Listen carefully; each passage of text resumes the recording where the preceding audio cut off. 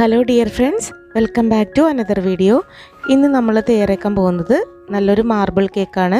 New year ആയിട്ട് എല്ലാവർക്കും gift കൊടുക്കാൻ പറ്റിയിട്ടുള്ള ഒരു നല്ലൊരു കേക്കിൻ്റെ റെസിപ്പിയാണ്. ഇത് നമുക്ക് എങ്ങനെയാണ് തയ്യാറാക്കുന്നത് നോക്കാം. ഈ കേക്കിൻ്റെ മെഷർമെൻറ്റ് പറയുവാണെങ്കിൽ കറക്റ്റായിട്ടൊരു 566 അല്ലെങ്കിൽ ഒരു 600 ഗ്രാം. നമ്മൾ മുട്ട ബീറ്റ് ചെയ്യുന്നത് അനുസരിച്ചിട്ട് അതിൻ്റെ വെയിറ്റിന് കുറച്ച് മാറ്റം വരും. അപ്പോൾ ഒരു ഏകദേശം 560-നും 600 ഗ്രാമിനും ഇടയിലാണ് ഈ കേക്ക്. അപ്പോൾ ഞാനിവിടെ ഇന്ന് 3 കേക്ക് സെയിം മെഷർമെൻറ്റ് ഉപയോഗിച്ചിട്ട് തന്നെ തയ്യാറാക്കിയിട്ടുണ്ട്. ഒരെണ്ണം നമ്മുടെ വീട്ടിലേക്ക് എടുത്തു, ബാക്കിയുള്ളത് 2 ഗിഫ്റ്റായിട്ട് കൊടുക്കാൻ വേണ്ടിയിട്ട് തയ്യാറാക്കിയതാണ്. അപ്പോൾ നല്ല പെർഫെക്റ്റ് ആയിട്ടുള്ള മാർബിൾ കേക്ക് നമുക്ക് എങ്ങനെ തയ്യാറാക്കാമെന്ന് നോക്കാം. അതിന് വേണ്ടിയിട്ട് നമുക്ക് നല്ല ഡ്രൈ ആയിട്ടുള്ള ഒരു ബൗൾ എടുക്കാം. അതിലേക്ക് 1 കപ്പ് മൈദ ചേർത്ത് കൊടുക്കാം. നമുക്കൊരു അരിപ്പയിലേക്കാണ് ഇട്ട് കൊടുക്കേണ്ടത്.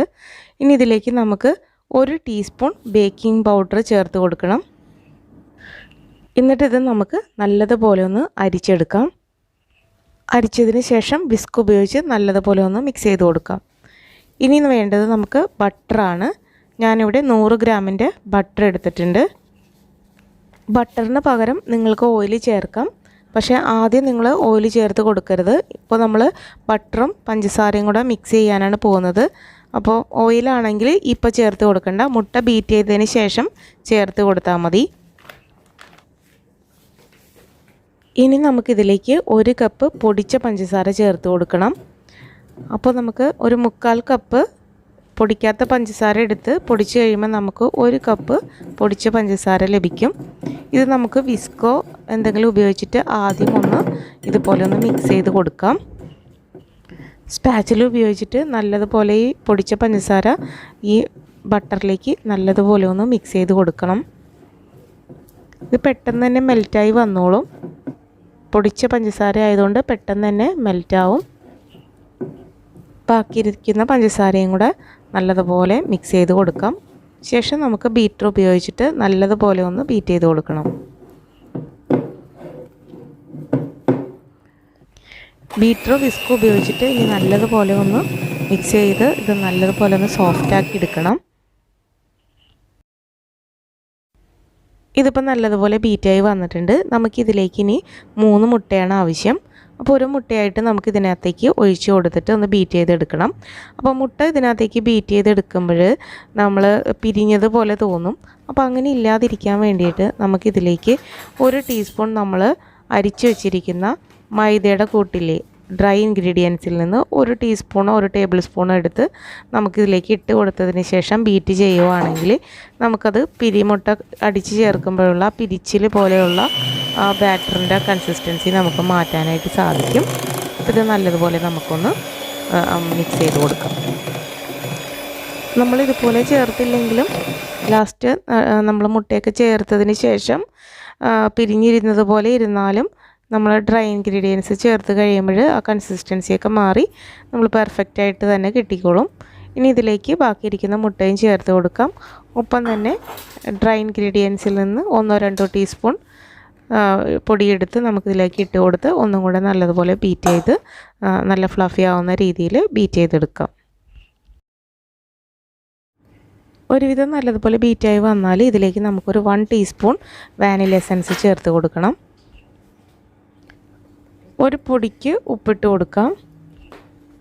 3-4 ഡ്രോപ്സ് പൈനാപ്പിൾ എസൻസും കൂടി ആഡ് ചെയ്ത് കൊടുക്കുന്നുണ്ട്. വീണ്ടും നമുക്ക് നല്ലതുപോലെ ഒന്ന് ഫ്ലഫി ആയിട്ട് ബീറ്റ് ചെയ്തെടുക്കണം. നല്ലതുപോലെ ബീറ്റായി കഴിഞ്ഞാൽ നമുക്കിതിലേക്ക് 1 ടേബിൾ സ്പൂൺ ഓയിൽ ഒഴിച്ചു കൊടുക്കാം. വെജിറ്റബിൾ ഓയിൽ ചേർത്ത് കൊടുക്കണം. സൺഫ്ലവർ ഓയിൽ ചേർത്ത് കൊടുക്കുന്നതായിരിക്കും നല്ലത്. എന്നിട്ട് ഒന്നും കൂടെ നമുക്കൊന്ന് ലോ സ്പീഡിൽ ഈ ഓയിലൊന്ന് മിക്സ് ആവുന്ന രീതിയിൽ ഒന്ന് ബീറ്റ് ചെയ്ത് കൊടുക്കണം. ഓവർ മിക്സിങ് വേണ്ട നമുക്കിനി. അപ്പോൾ നമ്മുടെ വെറ്റ് ഇൻഗ്രീഡിയൻസ് ഇവിടെ റെഡി ആയിട്ടുണ്ട്. ഇനി നമുക്കിത് നമ്മുടെ മൈദയിലേക്ക് ചേർത്ത് കൊടുത്ത് മിക്സ് ചെയ്തെടുക്കാം. ഇത് നമുക്ക് കുറേശ്ശെയായിട്ട് ചേർത്ത് കൊടുത്തിട്ട് ഒന്ന് ഫോൾഡ് ചെയ്ത് എടുക്കണം. നമുക്കിതിലേക്ക് 1/4 കപ്പ് തിളപ്പിച്ചാറിയ പാലും കൂടെ ചേർത്ത് കൊടുക്കണം. അപ്പോൾ നമ്മൾ ഈ വെറ്റ് ഇൻഗ്രീഡിയൻസ് ചേർത്ത് ഒന്ന് മിക്സ് ചെയ്ത് കൊടുക്കുന്നതിൻ്റെ ഇടയിൽ 1/4 കപ്പ് പാലും കൂടെ നമുക്ക് മിക്സ് ചെയ്ത് കൊടുക്കാം കേട്ടോ. നമുക്ക് 1/4 കപ്പിൽ നിന്ന് കുറച്ച് പാൽ ഇപ്പോൾ ചേർത്ത് കൊടുക്കാം. എന്നിട്ട് വീണ്ടും ഒന്ന് മിക്സ് ചെയ്തെടുക്കാം. ബാക്കിയിരിക്കുന്ന വെറ്റ് ഇൻഗ്രീഡിയൻസും ഇതിനകത്തേക്ക് ചേർത്ത് കൊടുക്കാം. വീണ്ടും നമുക്ക് പയ്യെ ഒന്ന് ഫോൾഡ് ചെയ്തെടുക്കണം. ഫോൾഡ് ചെയ്യുന്നതിനോടൊപ്പം തന്നെ ബാക്കിയിരിക്കുന്ന പാലിരിപ്പുണ്ടെങ്കിൽ അതും കൂടെ മിക്സ് ചെയ്ത് കൊടുത്ത് നമുക്ക് ഇത് നല്ലതുപോലെ ഒന്ന് ഫോൾഡ് ചെയ്തെടുക്കാം. നമ്മുടെ ബാറ്റർ ഇവിടെ പെർഫെക്റ്റായിട്ട് റെഡി ആയിട്ടുണ്ട്. ഇനി നമ്മുടെ മാർബിൾ കേക്കിന് നല്ലൊരു ഡിസൈൻ കിട്ടാൻ വേണ്ടിയിട്ട് നമുക്കിതിലേക്ക് ചോക്ലേറ്റിൻ്റെ ഒരു മിക്സും കൂടെ തയ്യാറാക്കണം. അതിന് വേണ്ടിയിട്ട് 2 ടീസ്പൂൺ കൊക്കോ പൗഡർ ഒരു ഡ്രൈ ബൗളിലേക്ക് ഇട്ട് കൊടുക്കാം. ഒപ്പം തന്നെ 3 ടീസ്പൂൺ ചൂടുള്ള വെള്ളം കൂടെ നമുക്കിതിനകത്തേക്ക് ഒഴിച്ചു കൊടുക്കാം. ഇപ്പോൾ 2 ടീസ്പൂൺ കൊക്കോ പൗഡറിന് 3 ടീസ്പൂൺ ചൂടുള്ള വെള്ളം ഒഴിച്ചു കൊടുത്തിട്ട് നമുക്കിത് നല്ലതുപോലെ ഒന്ന് മിക്സ് ചെയ്തെടുക്കണം.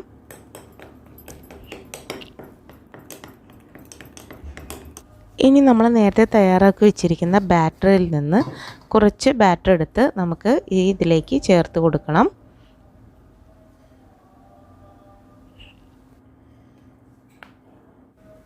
അപ്പോൾ ഇത് നല്ലതുപോലെ മിക്സാക്കി കൊണ്ടുവരിക. ഈ ചോക്ലേറ്റും അതുപോലെ തന്നെ ഈ മിക്സും കൂടെ നല്ലതുപോലെ മിക്സായിട്ട് വരുന്നത് വരെ നന്നായിട്ട് ഒരു 5 മിനിറ്റ് നന്നായിട്ടൊന്ന് മിക്സ് ചെയ്ത് കൊടുക്കാം. ഇതിപ്പോൾ ഇവിടെ റെഡിയായി വന്നിട്ടുണ്ട്. നമുക്കിതിനി മാറ്റി വയ്ക്കാം. ഇതിന് മുമ്പായിട്ട് ഞാൻ നമ്മുടെ ഓവൻ പ്രീ ഹീറ്റ് ചെയ്യാനായിട്ട് വെച്ചിട്ടുണ്ടായിരുന്നു. 180 ഡിഗ്രി സെൽഷ്യസിൽ 10 മിനിറ്റാണ് ഞാൻ പ്രീ ഹീറ്റ് ചെയ്യാൻ വെച്ചിരിക്കുന്നത്. ഇനി നമുക്ക് കേക്ക് ടിന്നിലേക്ക്, ഞാനിവിടെ 8 ഇഞ്ചിൻ്റെ കേക്ക് ടിന്നാണ് എടുത്തിരിക്കുന്നത്.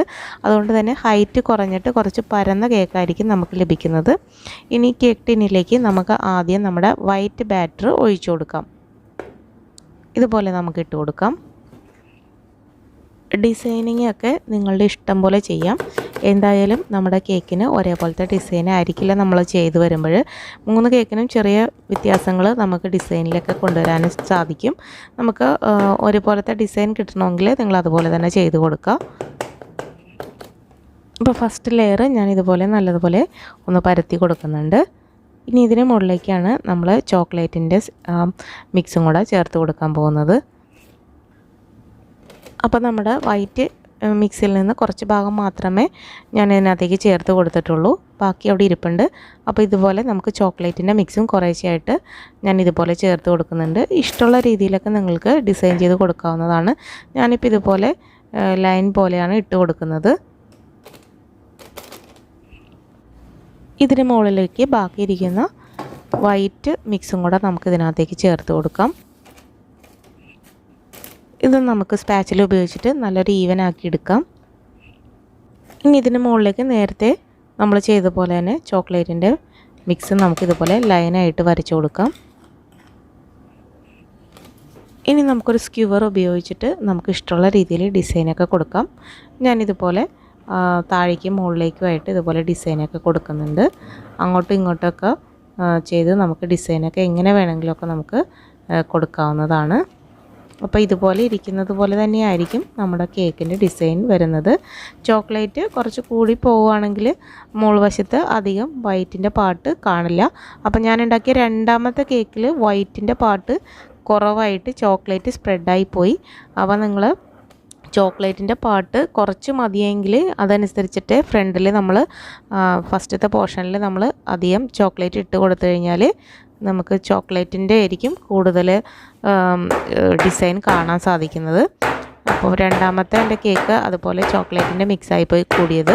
അത് ഞാൻ വീട്ടിലേക്കാണ് കേട്ടോ എടുത്തത്. അതാണ് നമ്മൾ കട്ട് ചെയ്ത് കാണിച്ചു തരുന്നത്. ഏതായാലും 3 കേക്കും ഒരേ മെഷർമെൻറ്റാണ് നമ്മൾ ചെയ്തേക്കുന്നത്.